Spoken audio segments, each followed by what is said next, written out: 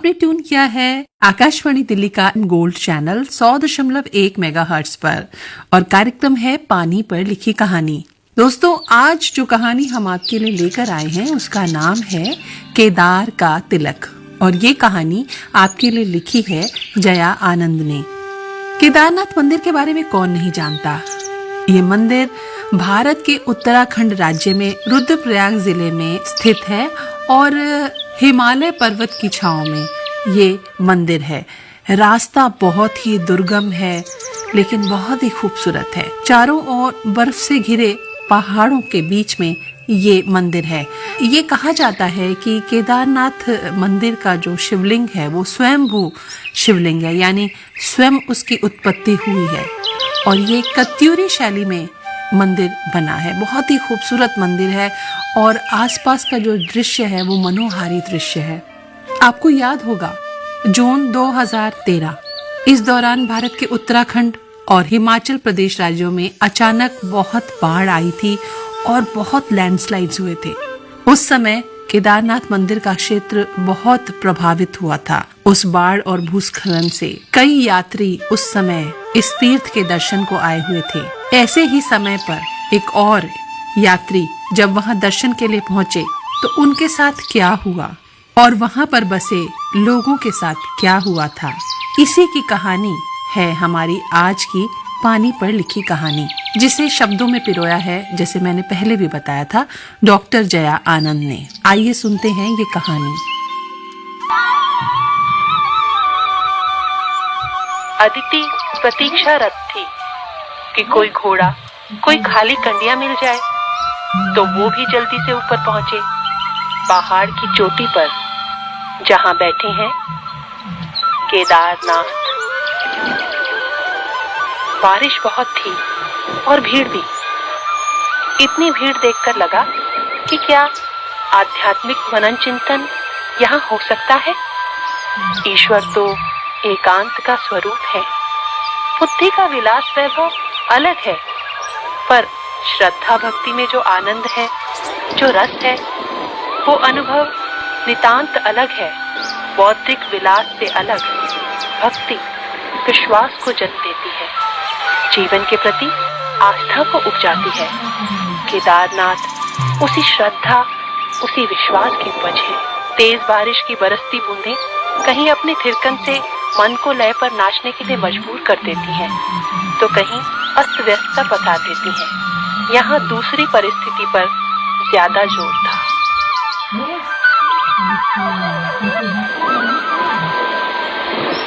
ये कितनी बारिश हो रही है। ये सब आज ही होना था। अब कैसे जाना होगा, कैसे दर्शन होंगे बाबा केदारनाथ के। और देखो ना, यहाँ कोई साधन भी नहीं दिखाई दे रहा। हाँ, लगता है केदारनाथ हमारी परीक्षा ले रहे हैं। अगर ये बात है तो मुझे विश्वास है हम इस परीक्षा में खरे उतरेंगे। अब चाहे बारिश हो या कुछ भी, हम दर्शन करके रहेंगे। देखो अदिति, बारिश बहुत है और हेलीकॉप्टर बंद होने की वजह से भीड़ भी बहुत बढ़ गई है। अम्मा, पिताजी, बच्चे कंडिया में जा चुके हैं और मैं तो घोड़े पर भी जा सकता हूँ। ऐसा करो, तुम भी घोड़े पर मेरे साथ चलो। नहीं नहीं, घोड़े पर तो बिल्कुल भी नहीं। ये सब मेरे बस की बात नहीं है। कहीं हड्डी वड्डी टूट गई तो? घोड़े पर नहीं तो कंडिया में बैठ जाओ। तभी एक गोरा लंबा मुस्कुराता हुआ पहाड़ी चेहरा सामने आकर खड़ा हो गया। अरे बेटा, चलोगे कंडिया में लेकर? हाँ भैया, ले चलूंगा। दीदी, कंडिया में बैठोगी? बैठो ना दीदी। साहब ये देखो, हमारी कंडिया भी मजबूत है। अरे बेटा, वो तो ठीक है, पर तुम्हारी दीदी माने तब ना। देखो अदिति, जिद मत करो, बैठ जाओ कंडिया में। हाँ, कंडिया? पर नेहिल, क्या मैं बैठ पाऊंगी? क्यों नहीं, आओ। हाँ दीदी, मैं संभाल के ले जाऊंगा आपको। तो ठीक है। हाथ देना तो। हाँ हाँ, अरे अरे, हाँ, ठीक है ना? कंफर्टेबल? अभी ठीक है। देखो दीदी, आप भीगोगी भी नहीं। ये अंदर पानी आ रहा है, इसका क्या करोगे? ऐसे देखो, मैं पॉलीथीन लगा देता हूँ दीदी। हाँ, ये ठीक रहेगा। ठीक है ना दीदी? अब ठीक है, और देखो जरा संभल कर चलना, कहीं गिरा विरा मत देना मुझे। ठीक है दीदी, चलो तो फिर मैं भी आ रहा हूँ पीछे पीछे।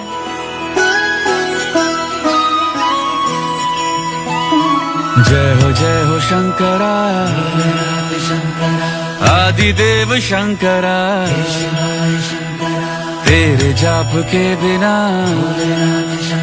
चले ये सांस किस तरह। मेरा कर्म तू ही जाने, क्या बुरा है क्या भला, तेरे रास्ते पे मैं तो आंख मूंद के चला। तेरे नाम की जोत ने सारा हर लिया तमस मेरा।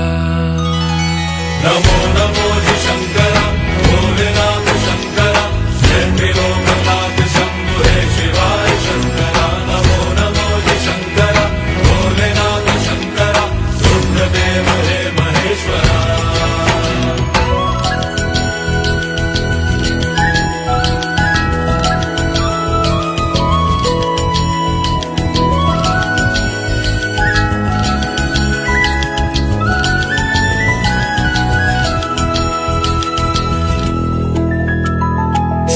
के जन्म से भी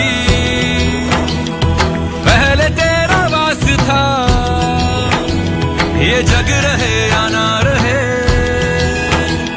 रहेगी तेरी आस था। क्या समय क्या प्रलय, दोनों में तेरी महानता, महानता, महानता। सीपियों की ओट में मोतियां हो जिस तरह, मेरे मन में शंकरा तू बसा है उस तरह। मुझे भरम था जो है मेरा था कभी नहीं मेरा, अर्थ क्या निरर्थ क्या जो भी है सभी तेरा। तेरे सामने है झुका मेरे सर पे हाथ रख तेरा। नमो नमो जी शंकरा, भोलेनाथ शंकरा, जय लोकनाथ शंभु हे शिवाय शंकरा। नमो नमो जी शंकरा, भोलेनाथ शंकरा, रुद्रदेव हे महेश्वरा।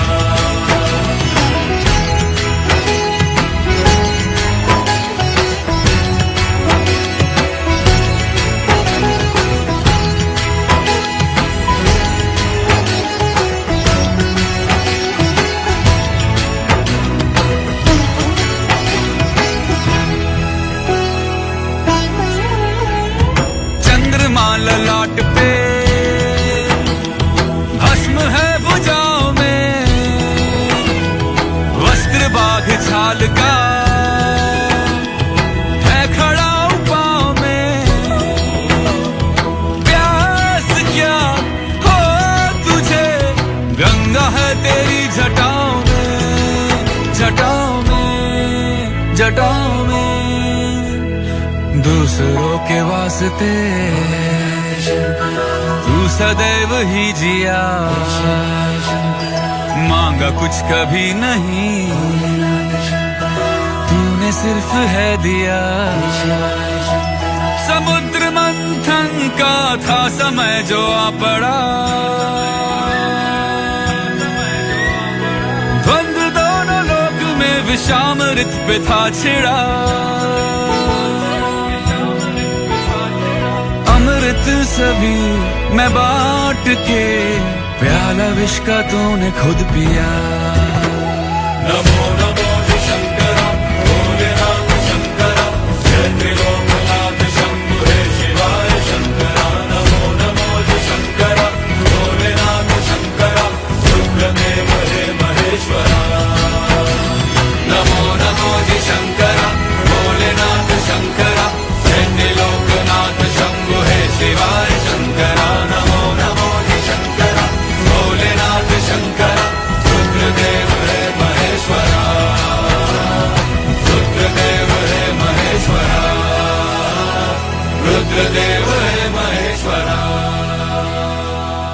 अदिति कंडिया में बैठ तो गई, पर प्रकृति का आनंद उस कंडिया के अंदर सिमट कर रह गया।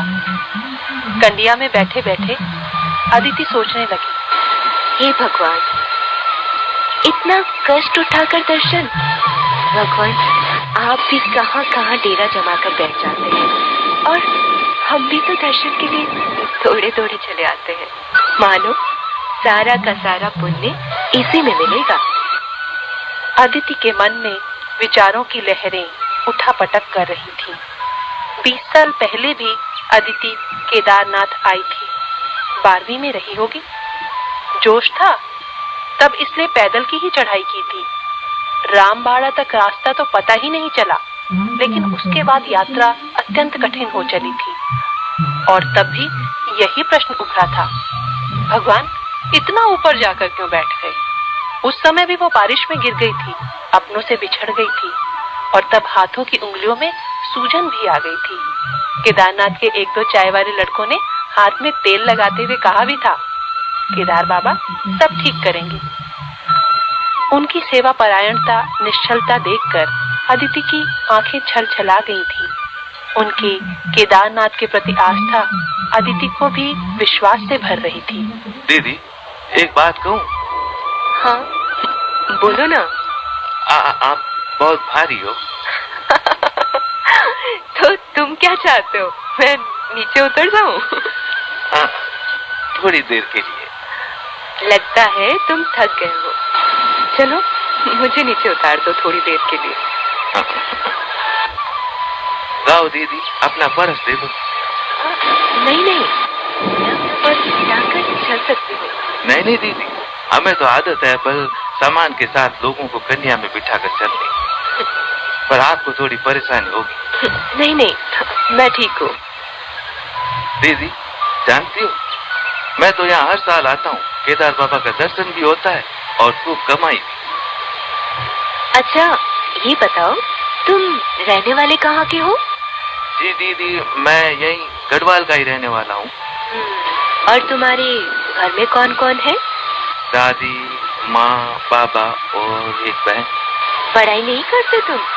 दीदी 12वीं की परीक्षा दी है, पर कमाई भी करनी है। पिछले साल 50,000 की कमाई की थी। दीदी अब की न मैं कमाई करके घर जाऊंगा तो पुलिस में भर्ती होऊंगा। क्या बात है। सुनो, मैं थोड़ा थक गई हूँ। एक काम करते हैं, देखो वो चाय की दुकान है ना, चलो वहीं थोड़ा रुककर चाय पीते हैं, ठीक है ना? हाँ। अदिति थक गई थी। एक चाय वाले के पास बैठकर सुस्ताने लगी। वहीं बच्चे भी मिल गए जो आगे की कंडिया में थे, और परिवार के अन्य सदस्य भी। बारिश अभी भी मध्यम मध्यम हो रही थी। ऐसे में गरम चाय ने मानो जान डाल दी। अदिति ने बाकी कंडिया वालों को भी चाय पिला दी। चाय पीते पीते अदिति ने अपनी कंडिया वाले लड़के का चेहरा देखा। गोरा, छोटी छोटी आंखें, सौम्य सहज मुस्कान और कद काठी वो लंबी। चाय पीते पीते अदिति ने पूछा, अच्छा सुनो, तुम्हारा नाम क्या है? तिलक है दीदी। बहुत सुंदर नाम, केदार का तिलक। अपनी सौम्य निश्चल मुस्कान बिखेरते हुए उसने कहा। केदार की ऊंची ऊंची पहाड़ियों के उत्तुंग शिखर के माथे पर लगा हुआ मानो कोई तिलक अपनी दिव्यता और पवित्रता के साथ। जहां अकेले चलने भर से पैर थकने लगते हैं, हम हाँफने लगते हैं, वहीं तिलक जैसे लोग लोगों को पीठ पर बैठाकर लाद कर सच्चाई, ईमानदारी और परिश्रम के साथ केदारनाथ के दर्शन करवाते हैं। सच पूछो तो असली पुण्य के अधिकारी तो यही हैं। चाय पीने के बाद अदिति, बच्चे और परिवार के अन्य सदस्य कंडिया पर सवार होकर चल पड़े। अच्छा तिलक, ये बताओ, मैं अब भारी तो नहीं लग रही ना तुम्हें? दीदी आप भारी तो हो। अच्छा, तो आसपास में जितनी भी कंडिया जा रही है, उनमें क्या पतले पतले लोग बैठे हैं? कितनी कितनी जबरदस्त ठंड है ना। और केदारनाथ में रहने के लिए कितनी सारी धर्मशालाएं बन गई हैं और अब तो जहाँ देखो वहाँ दुकानें भी दिखाई देती है। हाँ दीदी। पहले से बहुत कुछ बदल गया है यहाँ पर।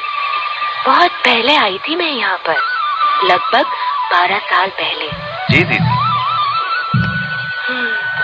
और मुझे तो सांस लेने में भी तकलीफ हो रही है। विश्वास मनुष्य को हर कष्ट से लड़ने की क्षमता देता है। दीदी देखो केदारनाथ आ गया।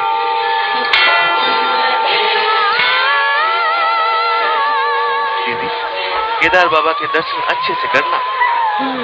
मैं तो लगभग रोज आता हूँ। अरे वाह, तुम रोज आते हो? जी दीदी। चंद्रभान शोभितं गलभुजंगभूषणं हे शिवं महाशिवं शिव अखंडदायकम्। चंद्रभान शोभितं गलभुजंगभूषणं हे शिवं महाशिवं शिव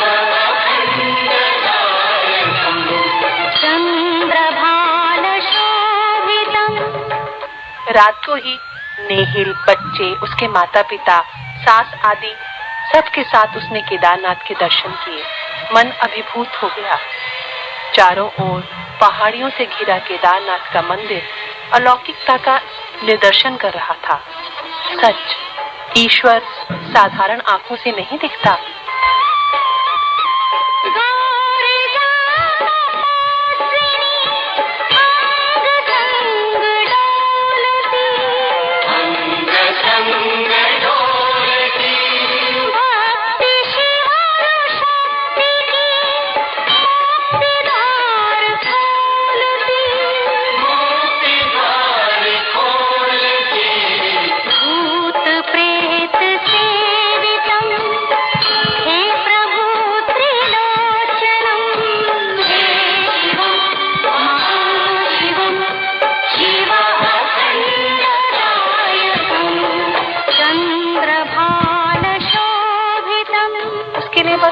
श्रद्धा, भावुकता और सहजता से भरी दृष्टि चाहिए, जैसे उस तिलक की छोटी छोटी आंखों में दिखाई पड़ती थी। केदारनाथ में बहुत भीड़ दिख रही थी। इतनी पहले नहीं हुआ करती थी। वहाँ कई दुकानें खुल गई थी।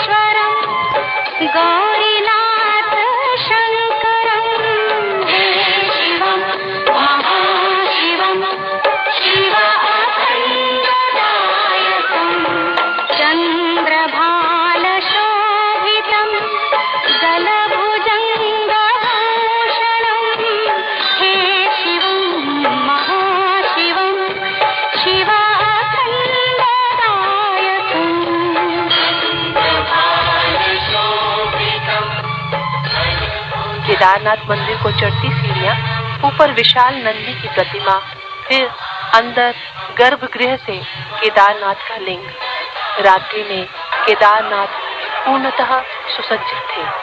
अदिति ने सब परिवार दर्शन किया और फिर वापस धर्मशाला के पंडों और सेवकों ने गर्मा गर्म खाना खिलाया। कच्चे खाने में संभवतः उनका अपार स्नेह मिश्रित था, इसलिए खाना सबको बहुत स्वादिष्ट लगा। तिलक भी वहां रुका था। ओहो, आज अचानक तेज बारिश कैसे शुरू हो गई? भैया, बल मुंबई के फैशन और केदारनाथ के मौसम के बारे में कोई कुछ नहीं कह सकता। रात भर सांस लेने में सभी को कठिनाई होती रही। कपूर सूंघ सूंघ कर सभी रात में सोने की कोशिश करते रहे। सुबह आसमान साफ था। बर्फ से ढकी श्वेत उज्जवल पहाड़ियां, ऊपर झांकता हुआ नीला आसमान और सबके बीच केदारनाथ का मंदिर। आंखों के आगे दृश्य मानो अदिति भर लेना चाहती थी। पिछली बार केदारनाथ के पीछे की बर्फ से आच्छादित पहाड़ियां सूर्य की किरणों से सुनहरी सी दिख रही थी।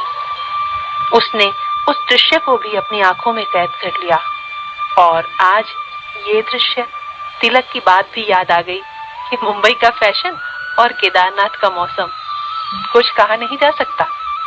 चाय पीकर और पवन स्नान करके, क्योंकि पानी से नहाने की हिम्मत तो किसी में थी नहीं, सब अपनी अपनी कंडिया में बैठकर सवार होकर चल पड़े। सूर्य की किरणों ने थोड़ी राहत दी। नेहिल और अदिति के पिता घोड़े पर थे। उसके बच्चे, माँ, सासू माँ धूप के कारण थोड़ा अच्छा अनुभव कर रहे थे। दीदी आओ बैठो। भारी तो नहीं लगूंगी ना तुम्हें? दीदी आप भारी तो। अदिति का चेहरा हल्के गुस्से से भर गया। आखिर वो एक स्त्री है और उसके सामने कोई बेखौफ उसकी बुराई करे। खैर, वो कंडिया में बैठ गई। ऊपर स्वच्छ भरपूर नीला आकाश, बीच बीच में धवल बादल, पहाड़, ऊपर हरे भरे पेड़ और उनके बीच में हिमाच्छादित एक चोटी और उस पर पड़ती सूर्य की किरणें। अद्भुत, अद्भुत, अवर्णनीय दृश्य। प्रकृति की छटा अदिति को मंत्रमुग्ध किए हुए थी। थोड़ा ही चले चल हुए थे कि उसको लगा कि वो तिलक को भारी लग रही होगी और वो पहाड़ के पैदल तो बिना किसी कठिनाई के उतर ही सकती है। तिलक, अच्छा सुनो तो। हाँ दीदी। तुम मुझे उतार दो, मैं पैदल ही चलूंगी। अरे नहीं दीदी, मैं आराम से आपको लिए हुए हूँ। अरे नहीं नहीं, उतार दो मुझे। हाँ अभी ठीक है। अच्छा दीदी, अपना बैग दे दो मुझे। ये लो, संभाल के रखना है ना। जी दीदी। तिलक ने अपनी सहज मुस्कान बिखेरते हुए कहा। अदिति ने इस बार बेझिझक अपना बैग तिलक को दे दिया, क्योंकि इस बार विश्वास के बंधन ने उसे बांध दिया था। दीदी, यहाँ केदार बाबा सबकी मनोकामनाएं पूरी करते हैं। अच्छा, सबका घर परिवार केदार बाबा के आशीर्वाद से ही चलता है दीदी। मैं तो यहाँ हर बार आता हूँ। अच्छा तिलक, पढ़ाई भी करा करो। क्या? पढ़ता हूँ ना दीदी। यहाँ से 1-1.5 महीने काम करता हूँ, फिर जाके पढ़ता हूँ। अब बैठ जाओ दीदी, मैं जल्दी से आपको पहुँचा दूंगा। कंडिया में बैठते ही अदिति की पलकें झुकने लगी। आगे पीछे उसके प्यारे प्यारे बच्चे और माँ और सासू माँ भी थे। उसको नींद आ गई। जब आँख खुली तो नीचे गौरीकुंड में थी। दीदी उतरो, आ गया गौरीकुंड। अरे हम पहुँच गए तिलक। जी दीदी। मुझे नीचे उतार दो। जी दीदी। अदिति कसमसाते हुए कंडिया से उतरी और तिलक को पैसे पकड़ाए। दीदी फिर से आना। हाँ तिलक, जरूर आऊंगी। और तुम पढ़ाई करना, ठीक है ना? जी दीदी। अदिति का मन किया तिलक की फोटो खींच ले, पर सोचती ही रह गई। लेकिन तिलक की जो छवि उसकी आंखों में बस गई थी, वो किसी भी फोटो से अधिक सजीव और जीवंत थी। तिलक अपनी कंडिया पीठ पर लाद कर हंसता मुस्कुराता अपनी धुन में मस्त अपनी राह हो चला। अदिति के मन में आया जोर से चिल्लाए, ए तिलक! पर वो आवाज उसके भीतर ही सिमट कर रह गई। अदिति और उसका परिवार अब बद्रीनाथ का दर्शन कर कृतार्थ हो गंतव्य स्थल की ओर प्रस्थान कर चले। रास्ते में ही उनको पता चला कि केदारनाथ में भयंकर तबाही हो गई है। अभी वो घर पहुंचे ही नहीं थे कि रास्ते में चाय की दुकान पर टीवी पर केदारनाथ रास्ते की भयंकर तस्वीरें देखकर वो दोनों हिल से गए। वो नेहिल, सहेजा हुआ सब बिखर गया। एक स्तब्धता, शून्यता से मेरा दिलो दिमाग भर गया है नेहिल। हे भगवान, ये केदारनाथ में तो भयंकर भयंकर तबाही मची हुई है। केदारनाथ जी के मंदिर को छोड़कर सब आसपास के घर मकान पानी में गिरते जा रहे हैं। बाढ़ और भूस्खलन से सब कुछ नष्ट और भ्रष्ट हो गया है। अभी एक दिन पहले तो हम वहीं थे। केदारनाथ जी का दर्शन, वो धर्मशाला, रामबाड़ा की चाय, गौरीकुंड का स्नान, और वो केदारनाथ की चप्पल की दुकान जहाँ से हमने बेटी के लिए चप्पल खरीदी थी। और अदिति वो मिठाई वाला जहाँ सुबह सुबह गर्मा गर्म जलेबियां खाई थी। उफ, सब ध्वस्त, कुछ भी नहीं बचा। ये कैसा मंजर है। हजारों लोग मर गए, कोई पानी के बहाव के साथ बह गया तो कोई बिना माँ का, तो किसी का बच्चा नहीं। कितने ही लोग आपदा में फंसकर भूख प्यास से दम तोड़ रहे हैं। नेहिल, अगर हम वहाँ होते तो? हे ईश्वर, ऐसा तांडव क्यों? हम पर तो कृपा की, पर जो इस त्रासदी में फंस गए, मर गए, उन्हें बढ़कर तुमने क्यों नहीं बचाया? वे भी तो तुम्हारे दर्शन को गए थे। हे प्रभु केदारनाथ, तुम वहां बैठे बैठे ये दर्दनाक नजारा कैसे देखते रह गए? वो देखो नेहिल, केदारनाथ के आगे जो विशाल नंदी की प्रतिमा थी, देखो देखो नेहिल, वो धंसकर आधी रह गई है। और वो गौरीकुंड का रास्ता, अदिति, इसी रास्ते से हम पहुंचे थे गौरीकुंड। हाँ, जहाँ घोड़े और कंडिया वाले रहते थे, वहाँ तो केवल एक गड्ढा बचा हुआ है। आखिर इतनी कठिनाई से सब ऊपर चढ़कर आपके दर्शन के लिए गए और आप उन्हें बचा भी न सके। बढ़कर आपने हाथों से उन्हें थाम क्यों नहीं लिया? हे भगवान, सुनो, तिलक बचा होगा ना? वो तो हर साल केदारनाथ जाता है। अदिति, केदारनाथ का आशीर्वाद और सैकड़ों लोगों की दुआएं उसके साथ है। केदारनाथ की इस भयंकर त्रासदी में लोगों को बचाने के लिए सेना के अनेक जवान भी तो हैं। चिंता मत करो, मुझे विश्वास है वो जरूर बच गया होगा। नेहिल, मेरा मन बहुत घबरा रहा है। हे ईश्वर, क्यों किया तुमने? क्यों किया? आखिर क्यों भगवान? हे भगवान, तिलक जहाँ भी हो ठीक हो।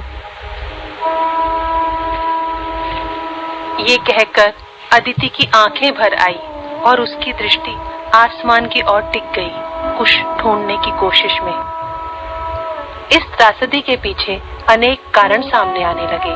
आवश्यकता से अधिक लोगों का केदारनाथ में होना, अधिक इमारतों का बनना, प्राकृतिक संपदा का अत्यधिक दोहन, और इन सब ने प्रकृति को असंतुलित कर दिया। और उन्हीं सब का दुष्परिणाम था केदारनाथ की हृदय विदारक त्रासदी। इस घटना को 1 साल बीत गया। अदिति ने केदारनाथ की यात्रा को सहेजते हुए बिखरे घर को व्यवस्थित करना शुरू किया। नेहिल अपने ऑफिस के चक्कर में घिर गए और अदिति का कॉलेज भी खुल गया। बच्चों के स्कूल शुरू हो गए। सब कुछ नियमित दिनचर्या में सिमट गया। इस बीच कभी कभी उसके दिमाग में केदारनाथ की कठोर यात्रा और तिलक का चेहरा यादों के झरोकों से झांक जाते। दीदी, आप बहुत भारी हो। अदिति, अदिति देखो, जल्दी आओ, केदारनाथ की न्यूज है टीवी पर। क्या हुआ? अभी आ रही हूँ। अरे हुआ क्या है? देखो, केदारनाथ की खबर है। केदारनाथ पूरी तरह से सज धज के तैयार है। अरे, कितना सुंदर फूलों से सजाया है मंदिर को। ये तो बहुत अच्छी बात है। उस त्रासदी में सब कुछ नष्ट भ्रष्ट हो गया था और शेष रहा था आस्था का प्रतीक केदारनाथ। हजारों तीर्थयात्री अब तैयार हैं केदारनाथ के दर्शन के लिए। इस बार उन्हें एक साथ हजार के ग्रुप में भेजा जा रहा है। ये तो बहुत अच्छी बात है। वास्तव में ऐसा ही होना चाहिए, जिससे प्रकृति का संतुलन न बिगड़े। नहीं तो यूं ही प्रकृति अपना विकराल रूप दिखाती है। बिल्कुल सही कहा नेहिल। आध्यात्मिकता जीवन में बहुत जरूरी है, पर उसमें विज्ञान का समन्वय होना भी तो चाहिए ना। हाँ, इन दोनों के समन्वय से ही आस्था का जन्म होता है और आस्था से जीवन का। जी। इसलिए पिछले वर्ष मृत्यु का तांडव देखने के बाद भी हजारों लोग केदार बाबा के दर्शन के लिए तत्पर हैं, अपार जीवन शक्ति और ऊर्जा के साथ। ये सब देखकर मेरा विश्वास और भी पक्का हो गया है निहित। तिलक भी जरूर कहीं ना कहीं ठीक होगा। उसकी आवाज अभी भी मेरे कानों में गूंज रही है। दीदी, आप बहुत भारी हो। केदारनाथ के दर्शन अच्छे से करना। भागती दौड़ती जिंदगी में समय अबाध गति से आगे बढ़ता है। केदारनाथ की त्रासदी को लगभग 5 साल बीत गए हैं। नेहिल को ऑफिस के काम के सिलसिले में जम्मू जाना था। सुनो अदिति, ऑफिशियल टूर है, जम्मू जाना होगा। नेहिल, मैं भी चलूंगी। इसी बहाने वैष्णो देवी के दर्शन भी कर लूंगी। ठीक है। और सुनो, बच्चों को यहीं दादी के पास रहने देते हैं। उनके स्कूल खुले हैं, तो बस हम दोनों चलेंगे। ओके, तो सामान पैक कर लो। इसी संडे निकलना है जम्मू के लिए। ये ठीक रहेगा। मैं भी तैयारी करती हूँ। फ्लाइट समय से थी। नेहिल और अदिति कुछ ही घंटों में जम्मू पहुंच गए। अगली सुबह वो कटरा जाने की बस में सवार हो गए। कुछ घंटों में कटरा आ गया। सभी यात्री उतरने लगे। नेहिल अदिति को सामान के साथ वहीं कटरा चौराहे पर एक चाय की दुकान के पास खड़ा करके होटल बुक कराने चले गए। अदिति वहीं खड़े होकर सारा नजारा देख ही रही थी कि उसे कुछ दूरी पर एक बेंच दिखाई पड़ा। वो भी थक गई थी। उसने अपना एक बैग उठाया। अदिति ने दूसरा बैग लेने के लिए हाथ बढ़ाया ही था तो किसी ने पहले से ही वो बैग अपने हाथों में ले लिया। अदिति चौंकी तो देखा सामने एक लंबा मुस्कुराता हुआ फौजी खड़ा था। रुकिए, मैं सामान लेता हूँ। अरे अरे, आप रहने दीजिए, मैं अपना बैग उठा लूंगी। अरे दीदी, मैं हूँ ना उठाने के लिए सामान। कहाँ रखना है मुझे बताइए। आप मत उठाइए, मैंने कहा ना आपसे, मैं अपना बैग उठा लूंगी। और भला आप क्यों उठाएंगे मेरा सामान? दीदी, पहचाना? अरे अरे तिलक। अरे तिलक। हाँ दीदी, मैं तिलक। तिलक, तुम्हें नहीं पता तिलक? तुम्हें देखकर मुझे कितनी खुशी हो रही है तिलक। तुम जिंदा हो तिलक। जी दीदी। तुम यहाँ पर कैसे आए तिलक? दीदी, जिस दिन केदारनाथ में तबाही मची, उस दिन मैं गौरी कुंड में ही था। सब कुछ तबाह हो गया दीदी। कितना लोग मारा गया, कुछ पता नहीं चला। कितना आदमी इधर उधर हो गया, वो भी कुछ पता नहीं चला। तिलक, केदारनाथ से आते समय हमने रास्ते में टीवी पर देखा। कितना भयंकर दिन था वो। तुम्हें डर नहीं लगा तिलक? बहुत डर लगा दीदी। ऐसा लगा अगर मुझे कुछ हो गया तो मेरे माता पिता का क्या होगा, मेरी बहन का क्या होगा। दीदी, मैं सेना की मदद से किसी तरह देहरादून आ गया। वही प्रेम नगर के एक कर्नल के यहाँ नौकरी करने लगा। दीदी, आप बोलते थे ना पढ़ाई करो, तो मैं वहाँ पढ़ाई भी करता रहा। फिर केदार बाबा, कर्नल साहब और आप सब के आशीर्वाद से फौज में भर्ती हो गया। सच तिलक, केदार बाबा की तुम पर असीम कृपा है तिलक। मुझे बहुत खुशी है तिलक। तुमने मुझे इतने सालों के बाद कैसे पहचाना तिलक? दीदी, आपकी वो बड़ी बड़ी आंखें, और आप ज्यादा बदली भी नहीं, जैसी हो वैसी ही हो। हाँ, थोड़ा भारी हो गए हो ज्यादा। तिलक, तुम बिल्कुल नहीं बदले। अच्छा, तुम यहाँ पर आए कैसे? जम्मू में तुम क्या कर रहे हो? हाँ दीदी, जम्मू में मैं ट्रेनिंग के लिए आया हूँ। तो सोचा कि ट्रेनिंग के बाद वैष्णो माता के दर्शन कर लूं। मैं तो कर आया दर्शन, और आज ही दोपहर को वापस जा रहा हूँ अमरनाथ। अच्छा, मेरी पोस्टिंग वहीं हो गई है। अरे वाह। आप आइएगा दोनों। हाँ हाँ तिलक, हम जरूर आएंगे। अच्छा तिलक, ये बताओ तुम्हारी शादी वादी हुई कि नहीं? नहीं दीदी, अभी सगाई हुई है। मेरे गांव की ही लड़की है। ओह, अच्छा, फोटो वोटो है तुम्हारे पास? है तो दिखाओ ना, अपनी दीदी को दिखाओ। हाँ, ये देखो दीदी, अच्छी है पर थोड़ी भारी है। तुम्हें तो हर कोई लड़की भारी लगती है। अब क्या उसे खंडिया में बिठाया था तुमने? नहीं दीदी, अभी कैसे? वो तो देखने से ही लगता है। वो देखो नेहिल आ गए। नेहिल, हाँ? पहचाना इसे? तिलक, केदार का तिलक। अरे वाह, तिलक कंडिया वाला फौज में भर्ती हो गए। बहुत बढ़िया भाई, क्या बात है, वाह वाह। हाँ भैया, अब मेरी पोस्टिंग अमरनाथ में होने वाली है। आप सब आइए। हाँ हाँ जरूर, वहाँ पर अरे भाई केदारनाथ जैसी त्रासदी तो नहीं होगी वहाँ? नहीं भैया, सरकार ने बहुत बढ़िया इंतजाम किया है। थोड़े थोड़े लोगों को भेजते हैं और अमरनाथ में पेड़ पौधों को संभाल कर रखा गया है। सेना भी तैयार है मदद के लिए। वाह भाई वाह, जरूर आएंगे हम तो। और नेहिल, अब तो हमारा तिलक फौजी बन गया है। तिलक यूं ही सहज भाव से बोलता जा रहा था। अदिति तिलक की इस सौम्यता और सहजता की प्रशंसक थी, जहाँ ना कोई बनावटीपन था, ना ही कोई कृत्रिमता।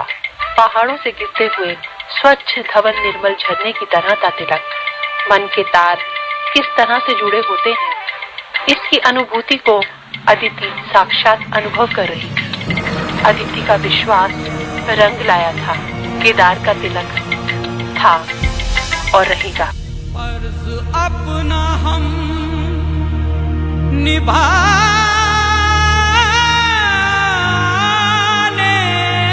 चले,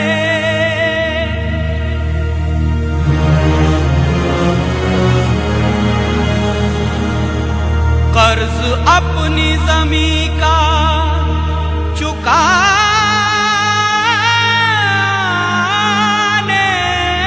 चले।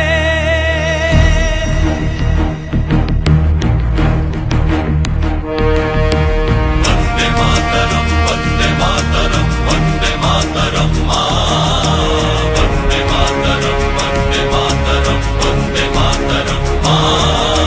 वंदे मातरम, वंदे मातरम, वंदे मातरम मां। वंदे मातरम, वंदे मातरम, वंदे मातरम मां।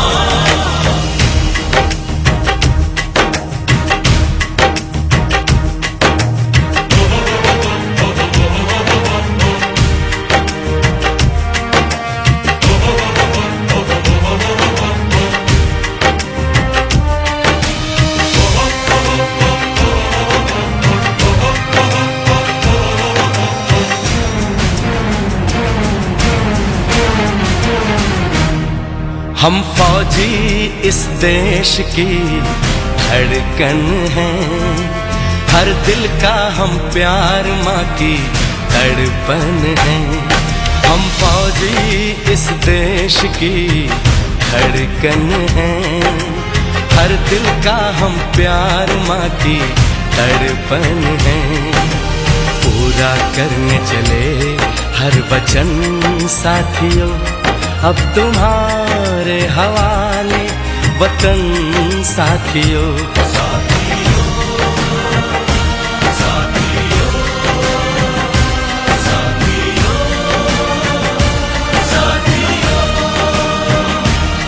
अब तुम्हारे हवाले वतन साथियों।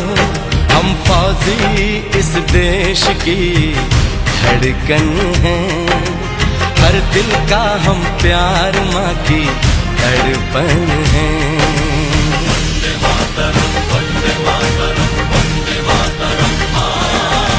वंदे मातरम, वंदे मातरम, वंदे मातरम मां।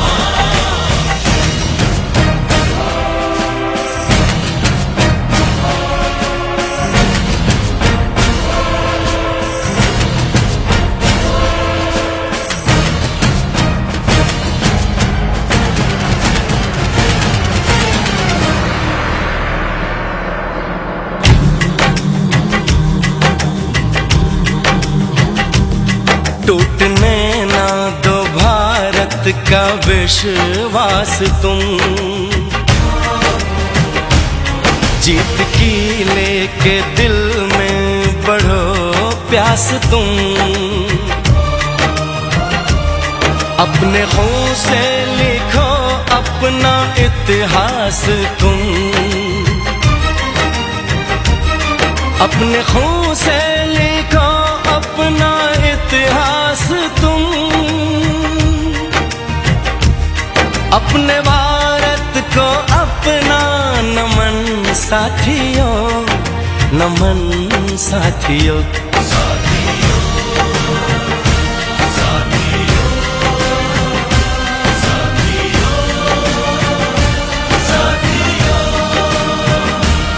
अब तुम्हारे हवाले वतन साथियों, हम फौजी इस देश की धड़कन हैं, हर दिल का हम प्यार माँ की तड़पन है।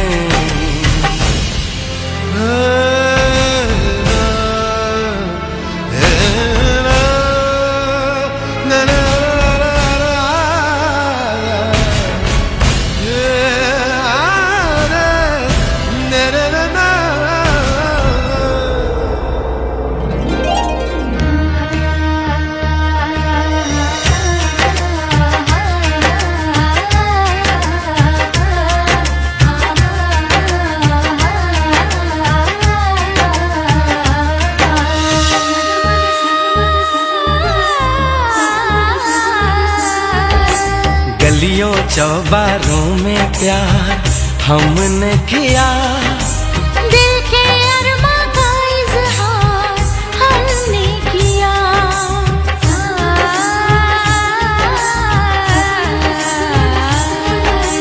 उसका चेहरा हमेशा निगाहों में है, दूर रह के भी वो मेरी बाहों में है।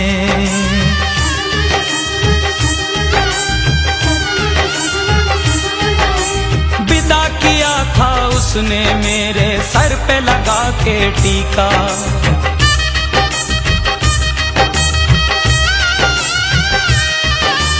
विदा किया था उसने मेरे सर पे लगा के टीका। रंग न पड़ने दिया कभी मैंने तो उसका फीका।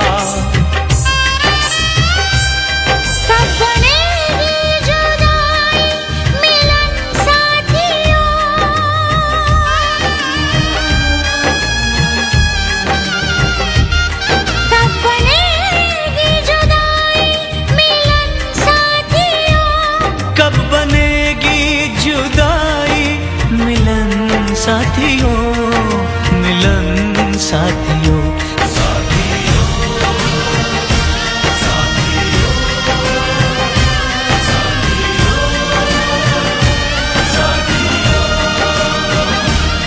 अब तुम्हारे हवाले वतन साथियों।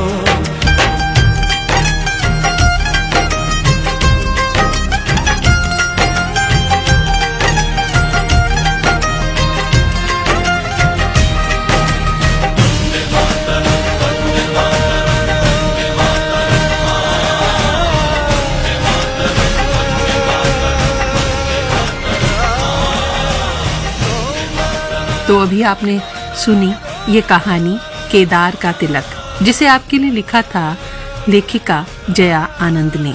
हम समेटते हैं आज का ये कार्यक्रम जिसका नाम है पानी पर लिखी कहानी। रश्मि कुकरेती को दीजिए आज्ञा। नमस्कार।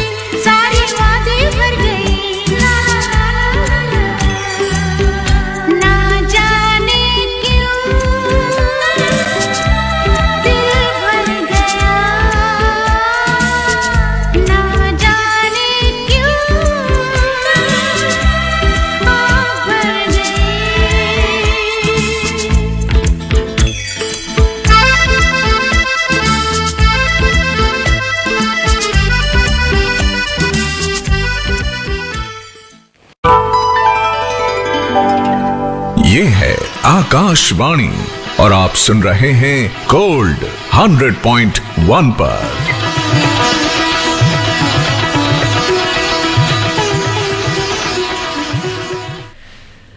वक्त हुआ है 12:56 और ठीक 29 सेकंड।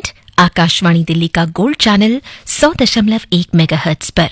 अब से बस कुछ ही देर में ठीक 1 बजे सुनिए हिंदी और अंग्रेजी में बारी बारी से समाचार।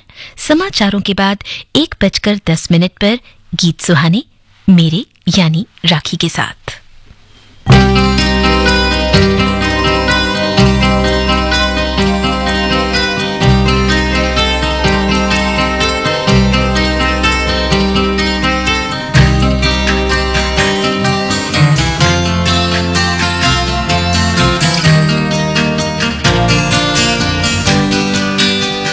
कोई ये कैसे बताए कि वो तन्हा क्यों है,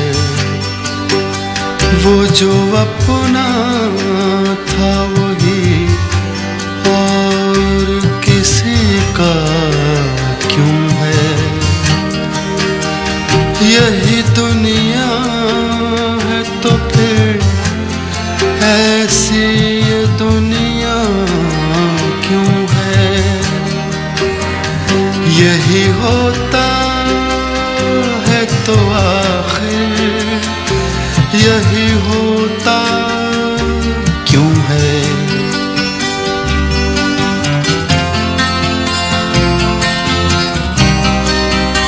एक जरा हाथ बढ़ा दे तो पकड़ ले दामन, उसके सीने में समा जाए हमारी धड़कन।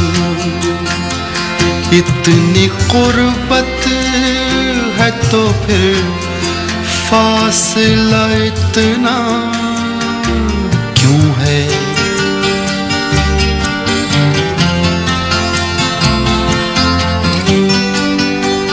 दिल बर्बाद से निकला नहीं अब तक कोई। एक लुटे घर पे दिया करता है दस्तक कोई। आस जो टूट गई फिर से बंधाता क्यों है।